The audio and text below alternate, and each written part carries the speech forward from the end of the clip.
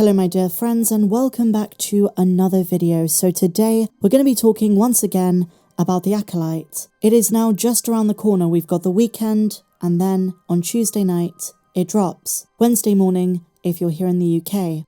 There has been a lot of Star Wars news in the last 24 hours and I covered a lot of it in yesterday's video. But today I want to look at some new comments by Leslye Headland and why to an extent I'm slightly concerned, but this might also be a good thing, a refreshing thing for Star Wars. So in her interview with comicbook.com, one of the major questions I'm really glad they asked her is, are we going to see Jedi Master Yoda? And her response has some good and some bad news in it. So what did she say? Can you imagine if they were like, no problem, you can use Yoda? No, there is not. We are pulling characters from the High Republic and characters from EU, but that's it. Now, of course, she's not going to come out and say, well, yes, of course. But what I'm inferring from these comments is that maybe there was a discussion with the likes of Pablo Hidalgo or Dave Filoni, who she's been in close contact with throughout the whole process, about using Yoda, and maybe they said no. Maybe they couldn't get Frank Oz back, maybe they didn't want Yoda in this story,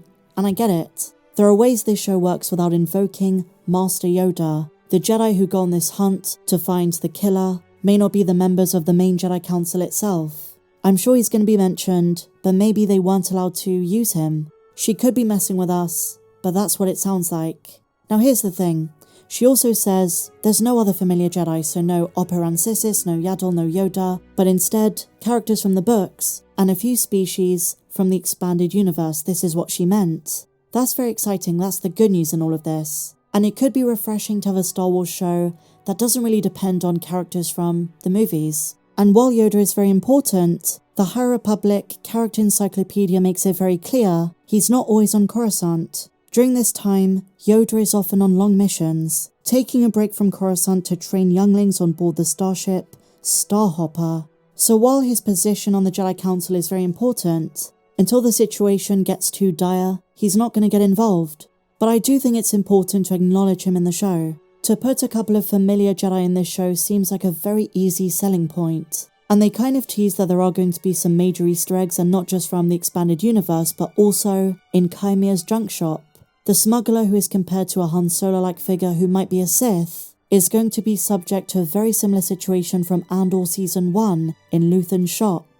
I think this is where we're going to find a lot of Easter eggs. But in terms of actual cameos, Leslye says there are none. You know, we live in a very interesting time for Star Wars fandom because you have half the fans saying, well, we need those connections. Whether you want to call them fan service, member berries, cameos. Some fans say we need those, that's what makes them Star Wars. And then you have a whole other group of fans that say, well no, Star Wars needs to move on. Can we stop with the Clone Wars flashbacks? Can we stop with all of these familiar characters? Let's do something different. And then you have those who say, well, as long as the cameos contribute to the story. And this is what I was saying. The Jedi I mentioned, especially Yoda, are still very important to the High Republic. So even if he himself is not in the show, even if there is no puppet or full CG like in the prequel trilogy, he needs to be mentioned, because they're clearly not adverse to other continuity and making other massive connections. So this is one I do think, at least mention him by name, at least acknowledge that he's the Grand Master. He's described in some High Republic comics as the Keeper of Ancient Secrets. They say Yoda is still on the Jedi Council 100 years later. He's trained a lot of Jedi over the years, including his Padawan, Kantam Sai,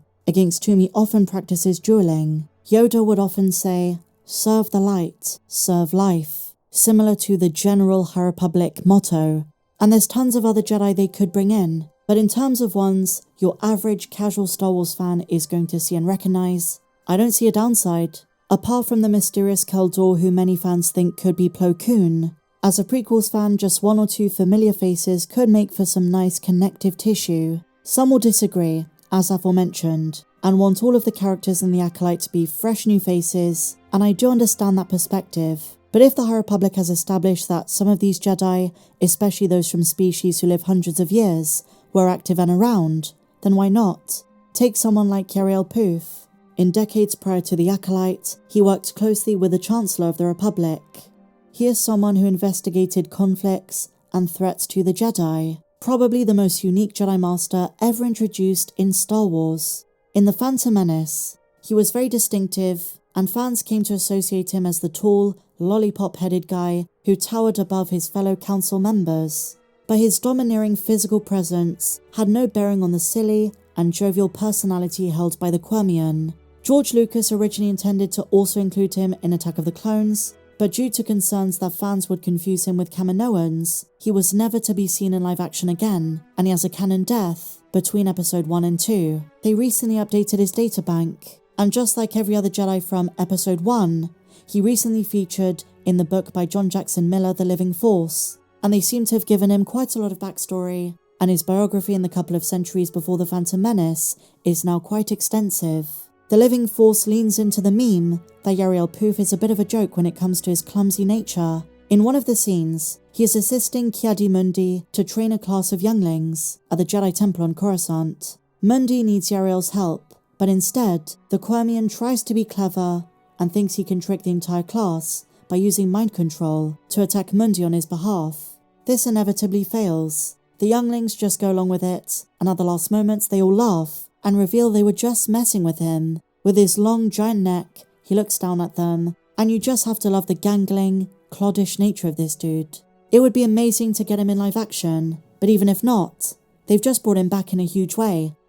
Now in other Acolyte news, this has been the biggest subject that I've seen on social media being spoken about. Between Leslye Headland and Kathleen Kennedy, the subject of fan backlash has come up, and Leslye Headland says she is very worried, she was nervous, because she saw and even empathized with the way Star Wars fans reacted to recent shows, saying she understands the frustration, and there is always a lot of pressure.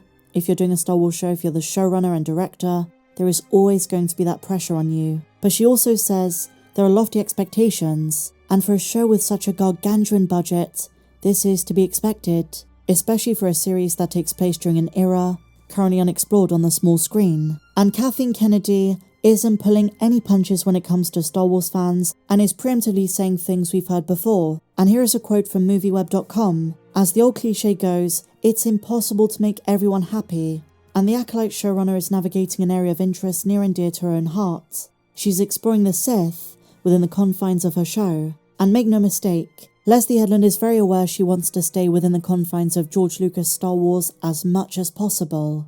And here is a new quote. As a fan myself, I know how frustrating some Star Wars storytelling in the past has been. I felt it myself. I stand by my empathy for Star Wars fans. And, with Kathleen Kennedy's words and them preemptively coming out like this and saying various things about the fandom, just like we had for the Kenobi show, it's brought out a lot of outrage, a lot of heat, a lot of discussion, and I'm just interested in the Star Wars aspect. I just want the show to be good. I'm rooting for these actors and their characters, and we're hoping for something refreshing.